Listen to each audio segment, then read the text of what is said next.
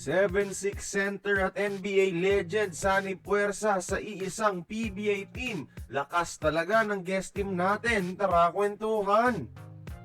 Opisyal na nga ang pagsali ng Macau Black Bears bilang guest team sa upcoming PBA Commissioner's Cup. At mukhang napakalakas na team ang ipapadala nila sa ating liga mga idol. Unang-una, according sa Tiebreaker Times, ipapadala ng Macau itong 7'6" center na si Sam Diguara mga idol. Tallest player most probably to ever play in the PBA. Mahirap tong depensahan kapag nakasil na sa loob.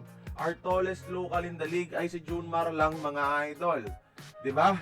Sa si Diguara, dominant force ang proven yan sa pagrepresenta niya sa Pilipinas sa Zamboanga Valientes sa Dubai. Anyways, plano rin ng Macau mismo na dalhin si Dwight Howard sa PBA.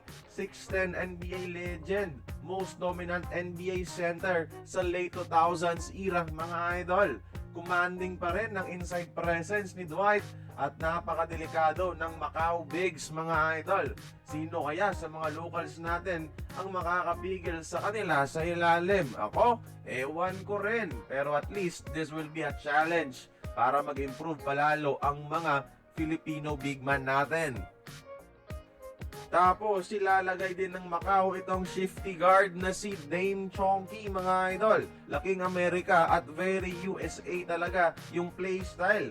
Scoring machine sa EASL pero hindi lang ako sure kung kaya bang mag-translate ng kanyang talento sa PBA level.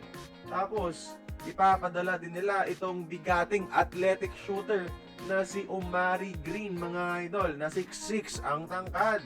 Laking US din to, so mala-import din siguro ang laruan niya mga idol. Intimidating sa papel kung titignan yung mga magiging key players ng Macau. Pero tandaan, Bay Area Dragons nga na may higante at NBA import din, natalo ng Ginebra sa finals. So it's actually good for the PBA dahil mas maraming manonood nito dahil sa lakas ng Macau kayang magbigay ng serious na challenge sa mga PBA super teams natin. Pero di ko lang gets bakit yung mga Pinoy players mismo ng Macau katulad ni Cole Maisek at Cassius Small Martin ay pinagbawalan sumali ni Kume. Ewan ko. Anyways, kayo mga idol, tingin nyo ba magcha-champion kaya ang Macau sa PBA Commissioner's Cup? O sinong PBA team kaya ang makakadepensa ng PBA crown natin? Join the conversation, magkomento lamang sa ibaba.